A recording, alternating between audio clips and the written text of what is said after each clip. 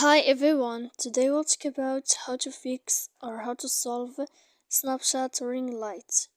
To know how to fix or how to solve Snapchat ring light, you should just go to settings, then we click apps, default apps, app settings. After that, in this page you'll enter to this window of Snapchat and you'll search about it here. When you'll find this list of app info, you will click on Force Stop and you will click OK. Then you will go to click storage.